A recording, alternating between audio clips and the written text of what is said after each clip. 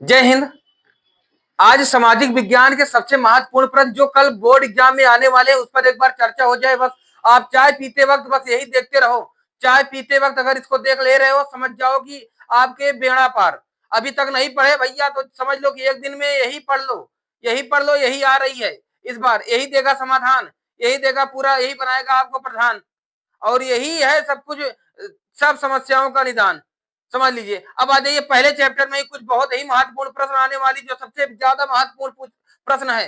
France की क्रांति कब हुई थी, इसका कारण कब था, क्या था, ये क्यों हुआ था, इसका प्रमुख कारण। फ्रांस की क्रांति से रिलेटेड जितने भी हैं सब हो सकता है कुछ ना कुछ आ जाए। ऑब्जेक्टिव में पक्का है आएगी, एक आएगी, है ना। फ्रांस की क्रांति क्यों हुई थी, ये तो लुई सुलावे की निरंकुशता की कारण था ना। यही तो कारण था। और क्योंकि वहां पर बहुत ही ज्यादा सामाजिक दृष्टिकोण को भद्दा कर दिए थे, जहां पर ये पादरी लोग अभद्रताएं फैला चुके थे, बहुत ही ज्यादा समस्याएं बना चुके थे। और ये घटना, ज्यादातर घटना के डेट पर 14 जुलाई 1789 ईस्वी को ये घटित हुई थी। कब हुई थी? अब यही चीज लिख दिया हूं, ये बड़े शॉर्ट ट्रिक में बड़े अच्छे मजेदार तरीके से, मतलब आपको यही देखने को मिलेगा। क्या है ये, कब, ये पहला है, पहला है ये, पहले का आंसर है कि फ्रांस की क्रांति का, है ना। वही चीज लिख दिया हूं कि फ्रांस की क्रांति कब हुई, 14 जुलाई 1789 ईस्वी में। और 1789 से ये चला कितने समय तक था। कभी कभी, बहुत बार तो नहीं पूछा गया है, लेकिन कभी कभी आ भी जाता है। ये चला था 1799 तक, पूरा 10 साल ये चला था, है ना। 10 साल ये लड़ाई चली थी। मैंने बताया ना, ये लड़ाई चलने का मुख्य कारण था कि लुई सुलावा की ये जो निरंकुशता थी ना, यही बहुत बढ़ चुकी थी। अच्छा, वो बढ़ने का कारण भी क्या हुआ था, उसका बढ़ने का कारण ये हुआ था कि लुई सुलावा ने, इनके समाज में 3 तरह के लोग रहते थे। सबसे पहला ये देते थे पादरी को। सबसे पहला किसको देते थे? पादरी को। दूसरा कुलीन वर्ग के, कुलीन वर्ग के वो जो टाई वही लगाकर जो ऑफिस वगैरह में काम करते थे, उनको देते थे। और फिर थर्ड लेवल की जो होती थी, वो आम जनता को देते थे। तो ये आम जनता से काम भी करवाते थे, इनका, इनसे टैक्स भी लेते थे, सारी समस्या इन पे था। अच्छा, ये तो थोड़ी लड़ाई का कारण कम बनता, लेकिन ये पादरी जो थे ना, ये इनके पास बहुत ही ज्यादा, ये अपने, क्योंकि उस समय पादरी को बहुत महान मानते थे, बहुत बड़ा मानते थे। ये जो कुलीन वर्ग के भी लोग होते थे ना, ये भी पादरी को बहुत बड़ा मानते थे।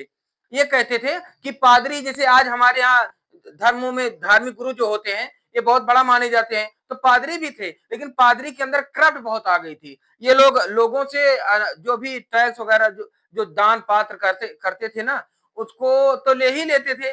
प्लस ये अभद्रताएं बहुत ज्यादा, इनकी बहुत किताबों में बहुत तरीके से अभद्रताएं देखी गई है ना। ये पादरी लोग कई प्रकार के अभद्रताएं भी करने लगे थे। तो ये मुख्य कारण, इस इस क्रांति का मुख्य कारण यही रहा कि पादरी वर्ग की जो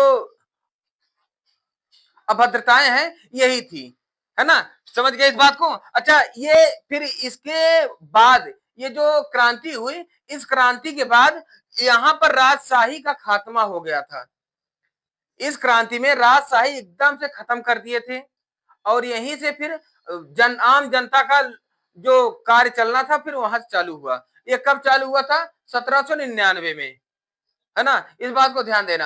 राजा लुई सोलावा एक स्वेच्छाचारी शासक था। लुई सोलावा क्या था? स्वेच्छाचारी शासक था, जो समाज को 3 वर्गों में विभक्त किया था। समझ गए इस बात को? अब यही इतनी बात आप लोगों को बनाकर, जितनी बात बोला हूं यही दिमाग में बैठी रहे और यही बनाकर आ जाए, तो यही लिखना है। समझ गए इस बात को?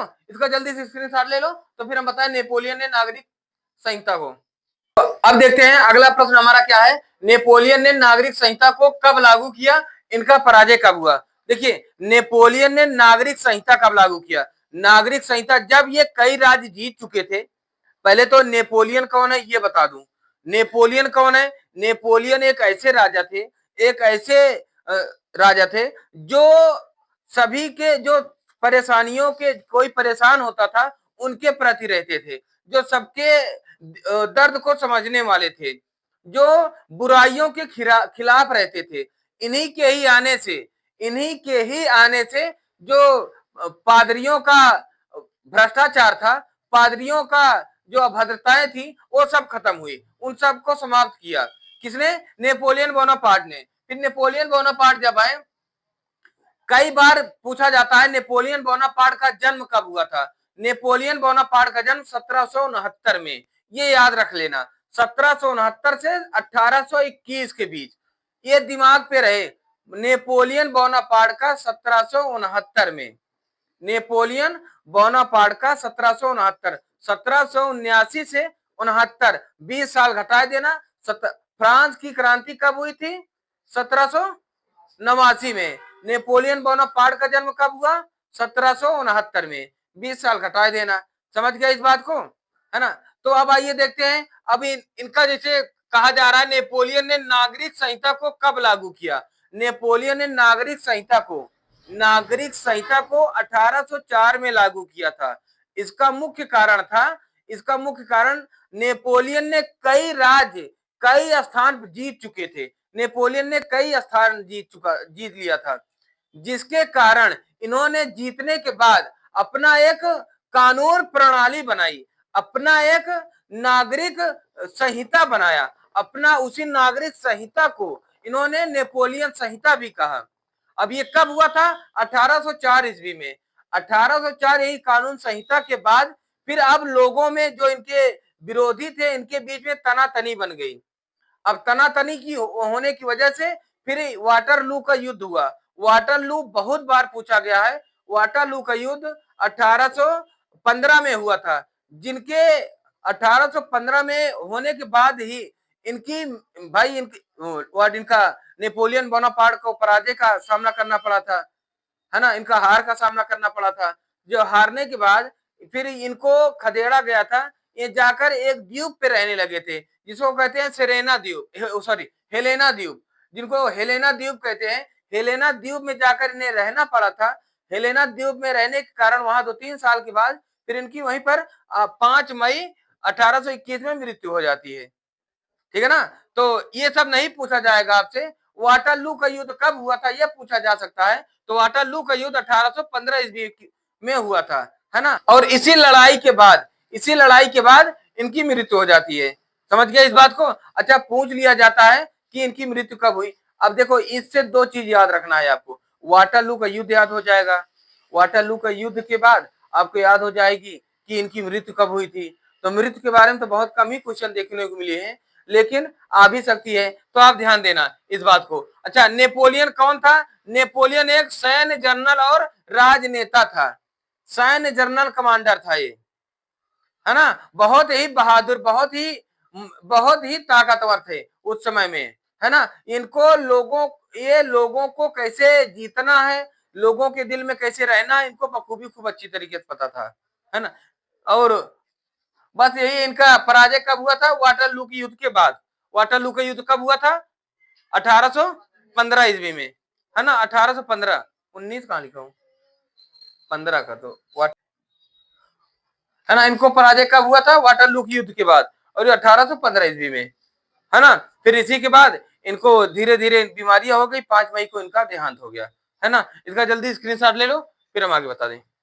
अब देखते हैं अगला प्रश्न। राष्ट्रवाद का प्रारंभ सर्वप्रथम किस देश में हुआ था? राष्ट्रवाद, सबसे पहले राष्ट्रवाद, मैंने कई बार बताया है आप लोगों को, राष्ट्रवाद का उदय सबसे पहले फ्रांस में हुआ था। और इसके उदय होने का कारण क्या था?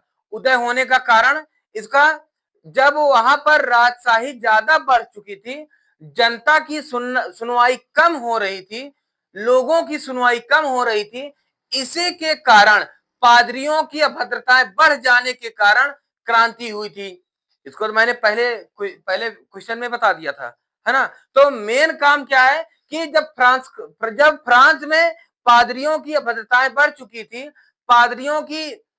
पादरियों का भ्रष्टाचार बढ़ चुका था, तो उन्हीं के भ्रष्टाचार को खत्म करने के लिए लोगों के अंदर एक जुनून हुआ, जिसकी अगुवाई नेपोलियन बोनापार्ट ने किया था। नेपोलियन बोनापार्ट के, मैंने बताया ना, नेपोलियन बोनापार्ट जब 1769 में पैदा हुए, उसके 20 साल बाद ये क्रांति हुई।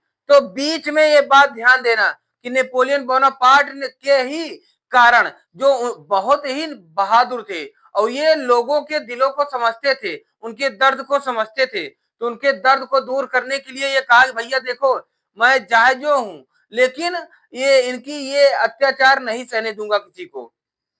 तो उनकी अत्याचार को न सहने के लिए इन्होंने सबके दिल में ये बताया कि भैया आप देखो, तुम अपने अधिकार के लिए लड़ो, अपने अधिकार के लिए आगे बढ़ो। तो अपने अधिकार के लिए फिर वही क्रांति हुई जो विश्व की पहली क्रांति बताई गई। समझ गए इस बात को? इसमें कुछ बातें हैं जो हम लिख दे, है ना। देखिए, ऑटो बिस्मार्क कौन था? ऑटो बिस्मार्क ये जर्मनी का बहुत ही ताकतवर राजा था, बहुत ही ताकतवर, और इसे लव चैलेंजर्स के नाम से भी जाना जाता था। ऑटो बिस्मार्क को ये 1821 से और 1898 तक इनका समय काल बताया जाता है, 1821 से, है ना। तो ऑटो बिस्मार्क ये जर्मनी के एक ताकतवर शासक थे, और वहां पर यही एक ऐसे राजा थे जिन्होंने अपने अधीन, मतलब अपने प्रधानमंत्री के पद पे रहते हुए इन्होंने जर्मनी, ऑस्ट्रिया, इन सबको मतलब जर्मनी को बहुत ही मजबूत बना दिया।